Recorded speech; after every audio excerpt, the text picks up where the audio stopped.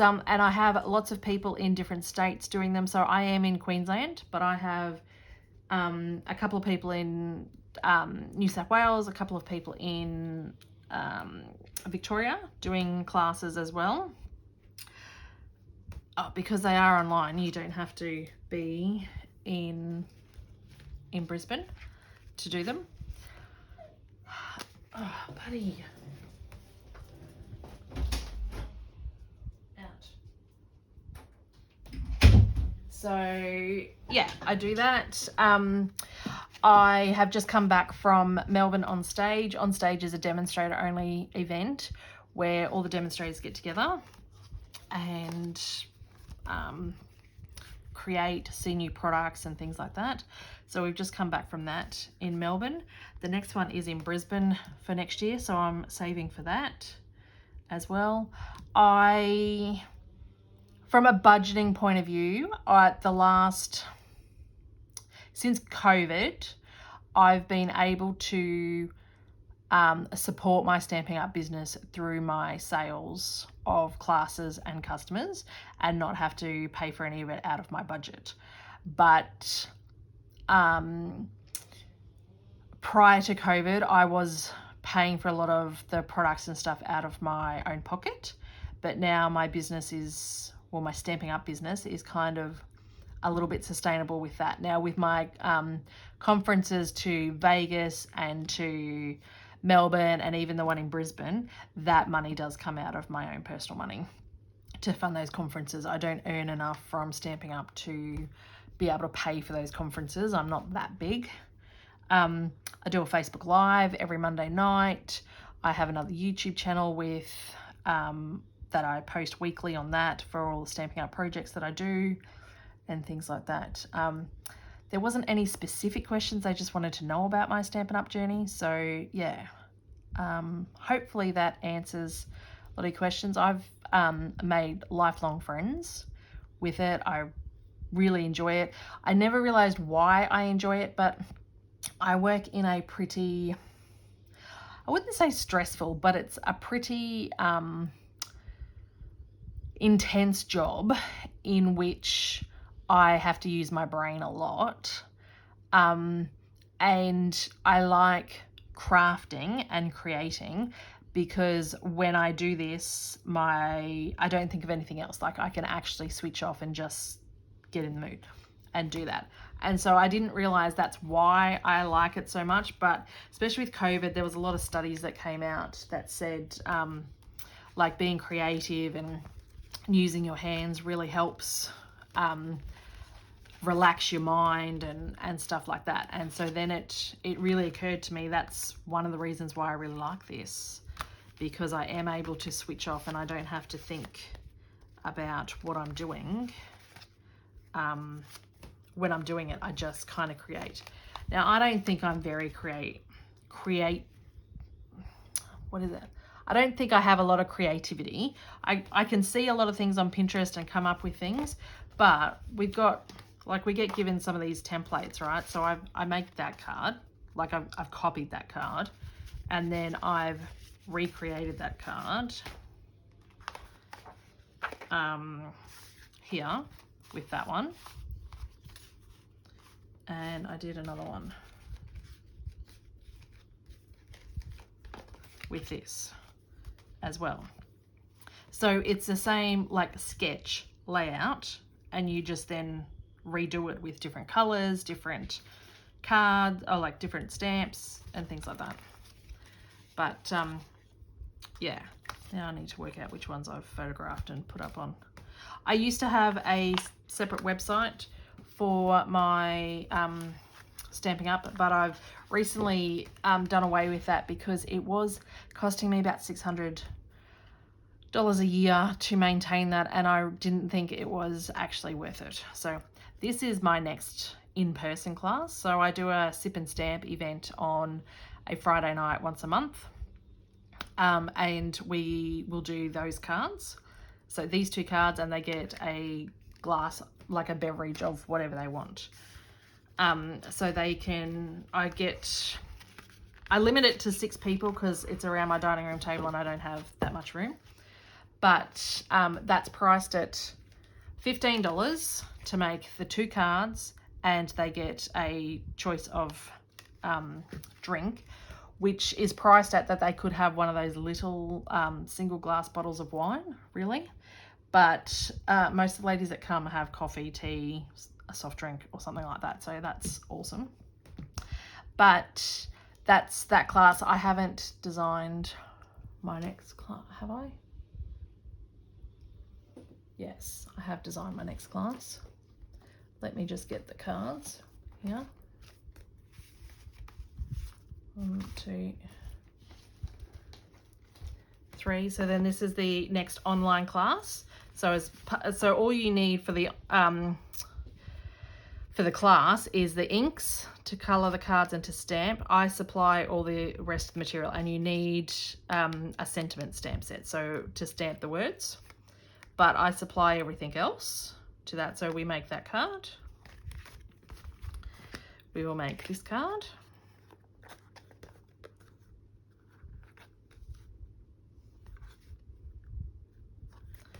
And then we will make this card.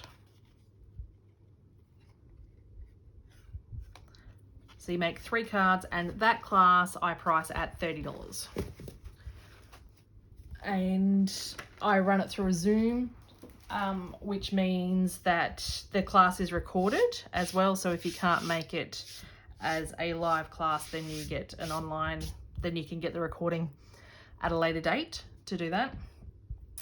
Now, I think that's it about Stampin' Up. I really can't talk about too much. If anyone's got any other specific questions, I'm happy to answer them, especially from a budgeting or money point of view. But from any point of view, I'm happy to talk about Stampin' Up all day, really.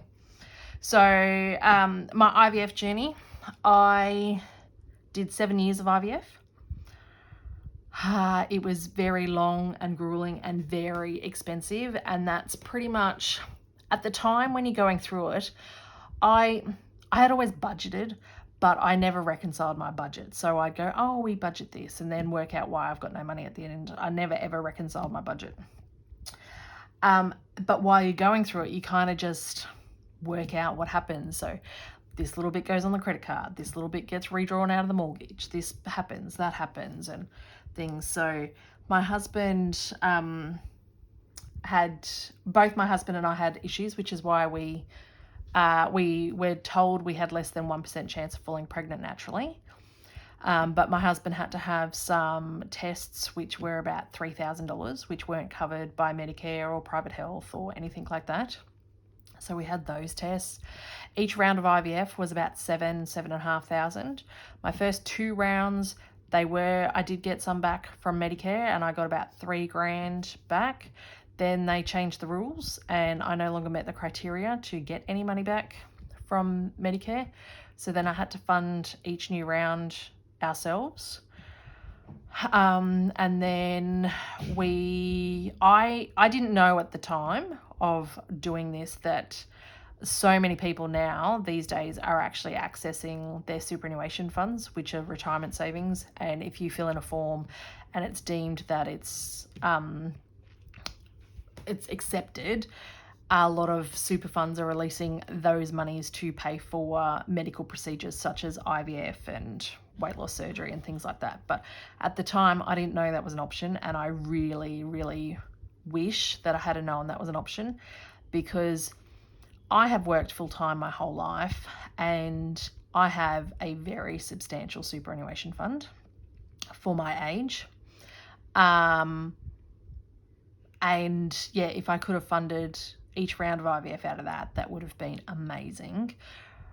Instead, we funded it out of cash flow, put things on credit cards, we had a personal loan, we redrew on our mortgage, and I think this is where the comparison thing came in, and that's why I like in all my videos, in my description box, I say comparison is a thief of all joy, because I was watching a lot of other people our age, and they were upsizing their mortgages, or they were getting newer houses, because we were still in our first house, and we always knew it was going to be our first house, but our intention was that we were only going to be in there for 5 years and then move on. But in that 5 years,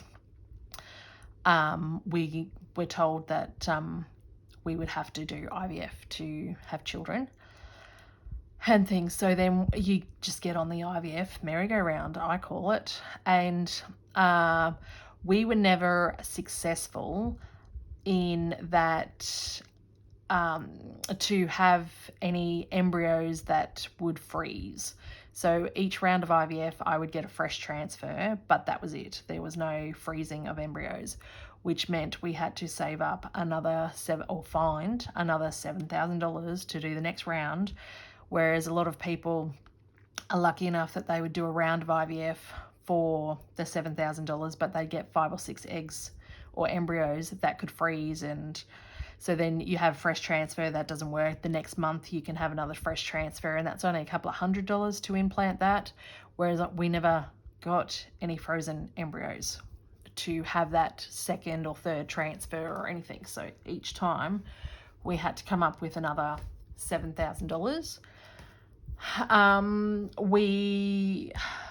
I think on my fifth round, we got pregnant. We got to 13 weeks with twins, and then we lost the twins. I completely freaked out at the fact of having twins because a lot of my family call me the budget queen. And I had budgeted one lot of daycare, one lot of school fees, one lot of this, one lot of that. And the fact that I ended up pregnant with 2, I completely freaked out and had a massive meltdown. And I don't know whether that is what contributed to the miscarriage or whether it was natural or what. But I just look back at it. It was heartbreaking at the time. But I just look back at it and say, I don't know that I was mentally prepared for that. And I think it was God's way of helping me, seriously, because I just don't know that I would have come out as healthy as I am on the other side if that was what happened. And then we took a couple of months off after that, because it was a long time that I hadn't had any drugs in my system at all from a fertility perspective. And then we recommenced our journey about 18 months after that, and I had been seeing a personal trainer for the 12 months because we were pretty much done and spent. I was done physically and mentally, emotionally, financially, that this next round was going to be our last round, because I also didn't want to be an old mum. Because I was now pushing, so I'm 42 and my son is 9, so my son is turning 9, so I was pushing 31, 32, and obviously the older you get, the higher the risks, and I was already considered a high risk pregnancy because of IVF. So I had been seeing a personal trainer for 12 months. I was the fittest I was ever going to be, and things. We went back and I changed IVF doctors because I went to see my previous IVF doctor and he goes, "You're still overweight. You need to lose more weight." And I'm like, I've been seeing a PT for over 12 months. I've lost like 57 centimeters, but I'd only lost 8 kilos. And in all honesty, I'm overweight. I know that. And it's due to the polycystic ovaries. But I am overweight. But I know plenty of people overweight that fall pregnant. And I'm like, but he turned around and said to me, "It's not that hard to lose weight. I've just lost 15 kilos. And I kind of turned around and told him where to go and found a new doctor. And that's when they found a lot of other issues with me, because now it had been over 5 years since I'd been off any contraceptive or anything like that. So we found a few more things. We changed up the treatment plan and it worked. We we actually got pregnant, and it stuck, and it stayed. And we also got a fresh we got a embryo to freeze, which had never happened our whole journey or anything. So yeah, we were lucky enough to have Hunter, and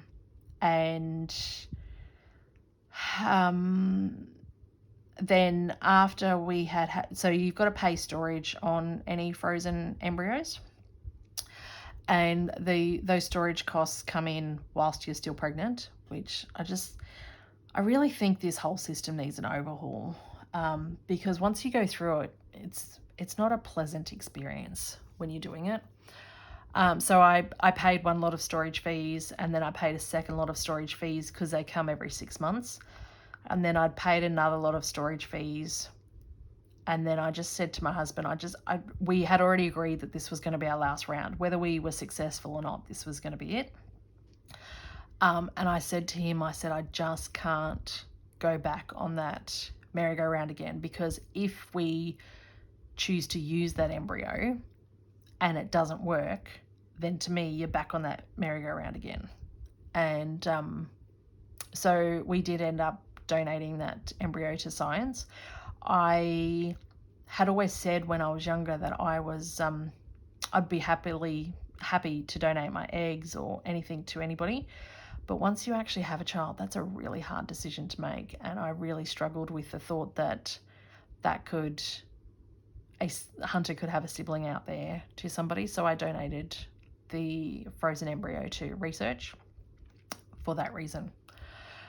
So obviously then that ties into like our debt journey, really, or debt-free journey.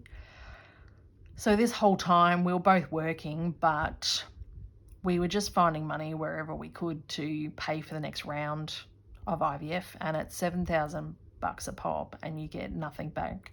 Like, I had private health that would cover for my hospital stay, for the egg retrieval and the implantation and things, because they're all done in a hospital bed. So that would pay for that, but other than that, it didn't really cost very much. I didn't really cover very much at all. So that $7,000 you're out of pocket each time. So then once Hunter was born, I only had 7 months off for maternity leave because I'm the higher income earner compared to my husband. He decided at the time that if he was going to be the stay-at-home carer, he would use that time to study and to better himself and have a career change, because he wanted to go from a blue-collar worker to a white-collar worker, in that he wanted to have weekends off and not have to work like shift work or anything like that. So he completed his degree whilst I went back to work, and he was the primary caregiver for our son. And then my son started prep, and that was when we were ready for my husband to, like, he was finished his degree and ready to go back into work.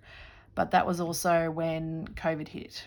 And so he had a lot of these interviews all lined up, and it was looking amazing, and then everything stopped. And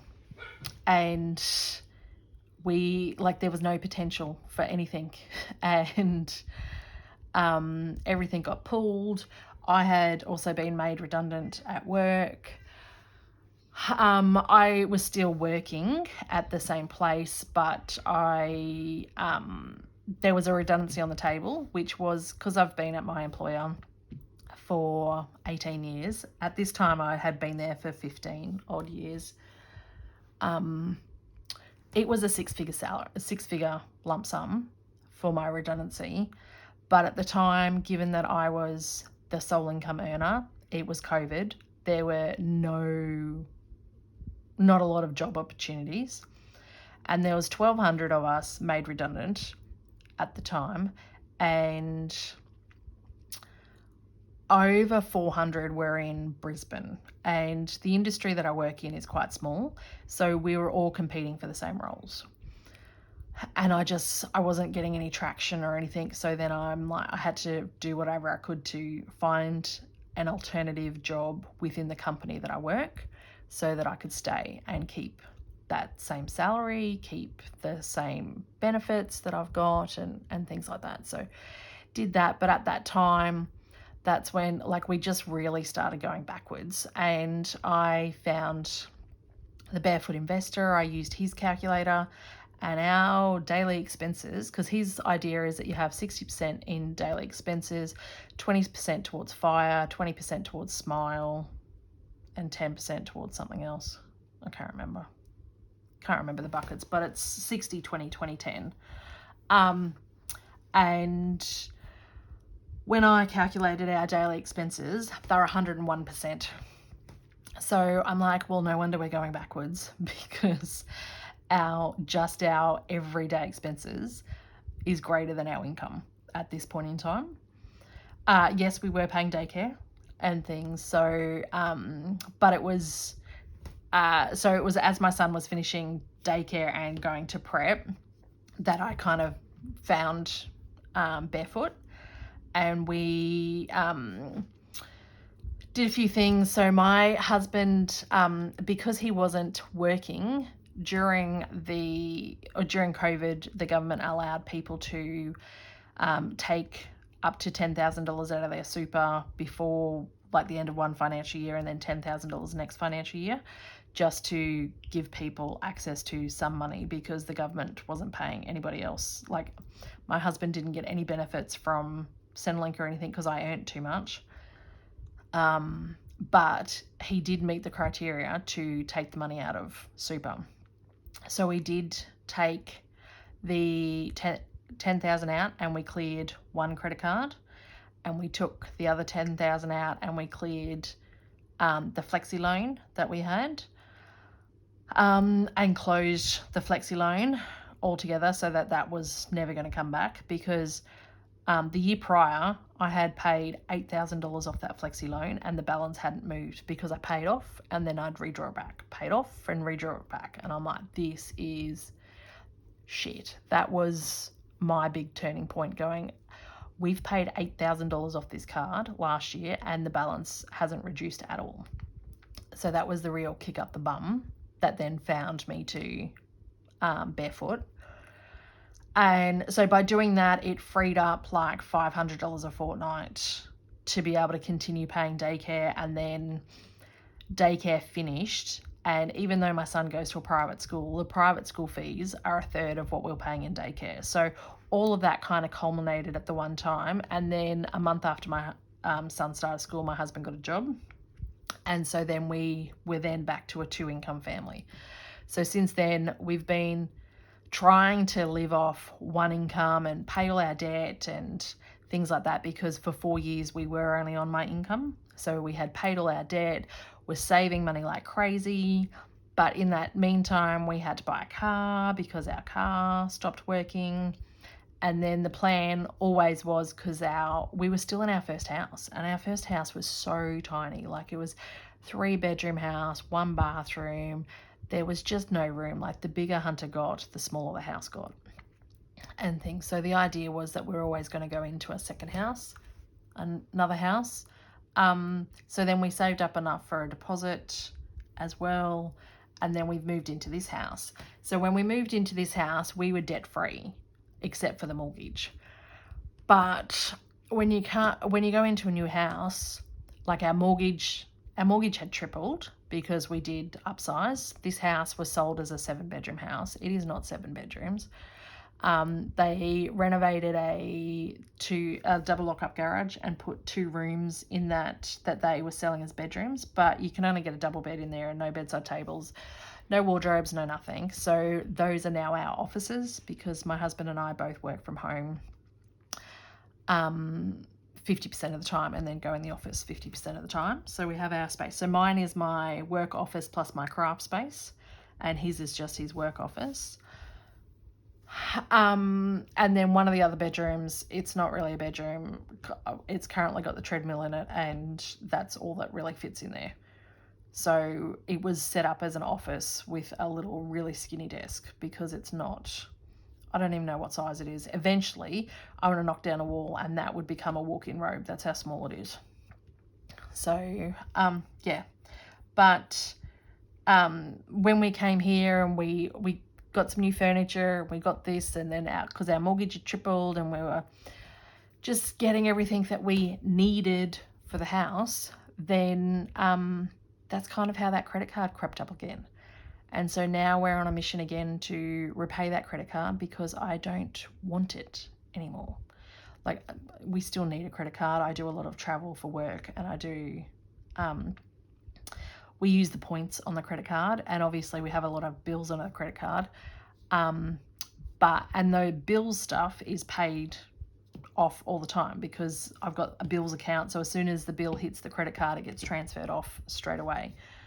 But it's just the little incidentals that, oh, this happened or this happened, and we just tap, tap, tap, and back to owing money on it. So that was this year's mission, is to remove that credit card to get back to debt free. I don't particularly count Adrian's HEX debt as a debt. He still has one. I've paid, my HEX debt is gone. We are still paying it, because ideally I would like that paid off before, because we are on a fixed rate for our mortgage, and that finishes in 2026. So I would like to make sure that that HEX debt is paid off before then, because then we essentially will get a pay rise, because how HEX debt works in Australia, it's like student loan debt, but my husband earns a certain amount, and then before he gets paid his paycheck, tax comes out of that and HEX payment. So they automatically garnish your wage to pay that. So it'll be like getting a pay rise, because there's like $500 a month that comes out of his pay to go towards his HEX debt. So I'd like to pay off that HEX debt before the fixed rate finishes, because it'll be like getting a pay rise, and then hopefully by then the interest rates have settled down a bit and not so crazy that then if the mortgage repayments do go up, it's not going to break the bank as much. But that is a lot of waffle and answering questions that people had PM'd me or left me on Instagram and YouTube. If you have any other questions, let me know. But don't forget about the giveaway and the hashtags of bath, relax, and pop. And thank you everyone for listening. And if you've got any other questions, just let me know. But if you could like, subscribe, and leave a comment, that would be really amazing. And I'll talk to you in the next one. Thanks everyone.